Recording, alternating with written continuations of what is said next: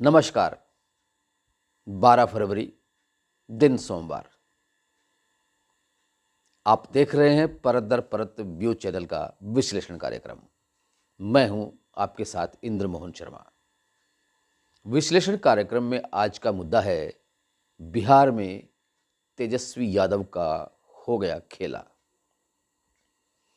बिहार के मुख्यमंत्री नीतीश कुमार ने जब बीते दिनों पलटी मारकर और आरजेडी से नाता तोड़कर एनडीए से नाता जोड़कर फिर से जिस तरह से बिहार के मुख्यमंत्री बने थे, तो उनका आज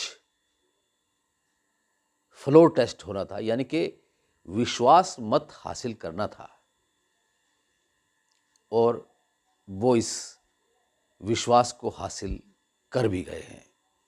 यानी कि एक तरफ नीतीश कुमार ने अपना सियासी खेला खेल लिया, तो वहीं जो बिहार के सरकार में जब नीतीश की और आरजेडी के साथ जब गठबंधन था जेडीयू का, तो उस वक़्त deputy chief minister Tejashwi Yadav थे, जो लालू यादव के बेटे हैं। लेकिन जब जेडीयू और आरजेडी के सियासी रिश्ते टूट गए, तो Tejashwi Yadav deputy chief minister भी नहीं रहे। लेकिन तेजस्वी यादव ने तब से लेकर और फ्लोर टेस्ट होने से पहले तक ये रट लगाए हुए थे कि नीतीश कुमार को विश्वास मत जीतने नहीं देंगे। फ्लोर टेस्ट होने से पहले जहां तेजस्वी यादव ने अपने भाषण में खूब तंज कसे नीतीश कुमार और उनकी सरकार पर, वहीं नीतीश कुमार ने भी अपने भाषण में आरजेडी पर खूब तंज कसे। तंज कसने के बाद जब फ्लोर टेस्ट पर विश्वास मत हासिल करने की बारी आई, तो आरजेडी के विपक्ष के यानी कि जो विधायक थे, वो वॉकआउट कर गए। क्यों कि आरजेडी के 3 विधायक प्रहलाद यादव और चेतन और नीलम, ये 3 विधायक आरजेडी खेमे से टूटकर जेडीयू के खेमे में चले गए। तो इस तरह से नीतीश कुमार के पास विधायकों का जो आंकड़ा था, वो बढ़कर 129 हो गया। यानी कि 129 वोटों से नीतीश कुमार ने विश्वास मत हासिल कर लिया और फिर से बिहार के मुख्यमंत्री पूर्ण रूप से बन गए। अब सवाल ये उठता है कि क्या जो 3 विधायक गए हैं आरजेडी से टूटकर जेडीयू की तरफ, तो वो क्यों गए हैं? वो कहते हैं ना कि एक शेर याद आता है कि कुछ तो मजबूरियां रही होंगी, वरना यूं ही कोई बेवफा नहीं होता। तो इन तीनों विधायकों की कोई न कोई मजबूरियां हैं, कोई न कोई कमियां हैं, या कोई लालच था। तो ये सब बाद में जांच का विषय होगा। लेकिन एक बार तो बिहार में तेजस्वी यादव का खेला खत्म हो गया है। जो सपना आरजेडी के सुप्रीमो लालू यादव ने संजोया था कि अपने बेटे तेजस्वी यादव को बिहार का मुख्यमंत्री बना देंगे, तो फिलहाल वो सपना टूट गया है, बिखर गया है लालू यादव का और तेजस्वी यादव का भी। क्यों कि नीतीश ने अपनी पार्टी जेडीयू का नाता एनडीए से जोड़ लिया है। अब देखना यह है कि क्या नीतीश कुमार एनडीए में ठीक ठाक रहेंगे और कब तक रहेंगे। लोकसभा चुनाव सिर पे हैं। बीजेपी भी चाहती है कि बिहार की जो लोकसभा सीटें हैं उन पर कमल के फूल खिलाए जाएं। लेकिन अब देखना यह है कि क्या बिहार में कमल के फूल खिल पाएंगे और कितने खिल पाएंगे।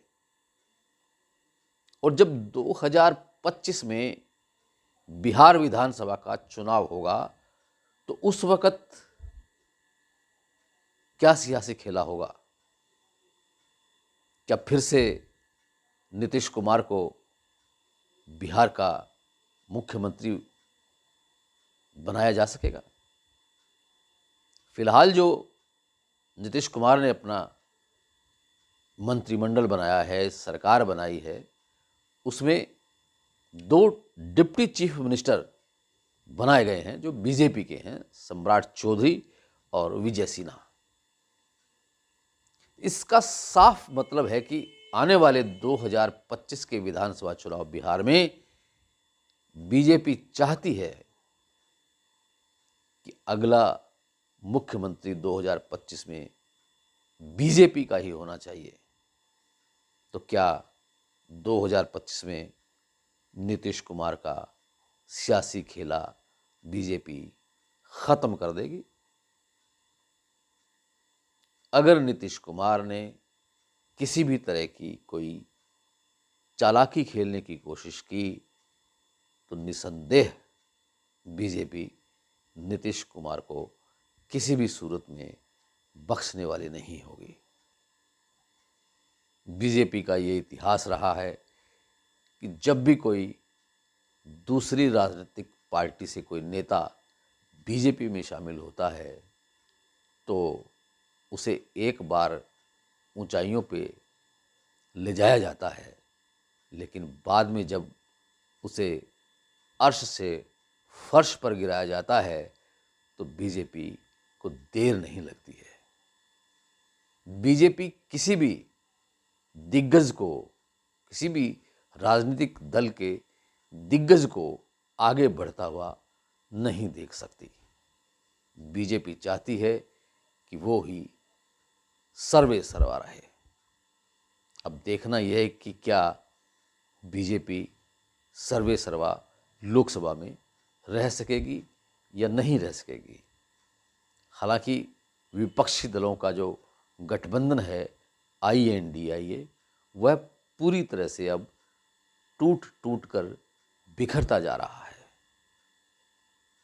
जो लोकतंत्र में विपक्ष सशक्त होना चाहिए वह फिलहाल सशक्त दिखाई नहीं दे रहा है।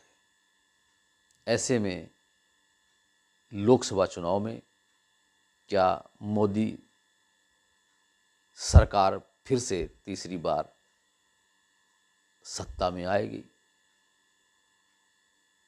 यह आने वाला वक्त ही बताएगा। इस बीच जो किसान आंदोलन है वह भी अपनी चरम सीमा की ओर बढ़ रहा है। अगर ये आंदोलनकारी किसान दिल्ली में घुस गए तो इसका खामियाजा बीजेपी सरकार को भुगतना पड़ सकता है। होना तो ये चाहिए कि किसानों के साथ बातचीत करके कोई समस्या का हल निकाला जाए ताकि किसी भी तरह का कोई हिंसात्मक घटना न हो, किसी की जान माल के नुकसान न हो। खैर, विश्लेषण कार्यक्रम में आज इतना ही। कल फिर किसी नए मुद्दे के साथ आपसे रूबरू होंगे। तब तक के लिए इंद्रमोहन शर्मा को इजाज़त दीजिए। और हाँ, अगर आपने अभी तक इस चैनल को परत दर परत को सब्सक्राइब नहीं किया है तो कर लीजिए।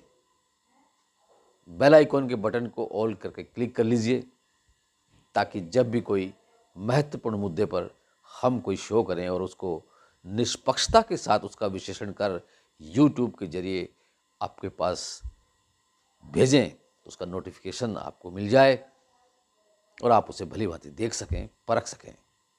आपका बहुत बहुत धन्यवाद, बहुत बहुत शुक्रिया। जाते जाते अगर ये वीडियो आपको पसंद आया है तो इसे लाइक कीजिए और अपने मित्रों और परिजनों को शेयर कीजिए। बहुत बहुत धन्यवाद, बहुत बहुत शुक्रिया।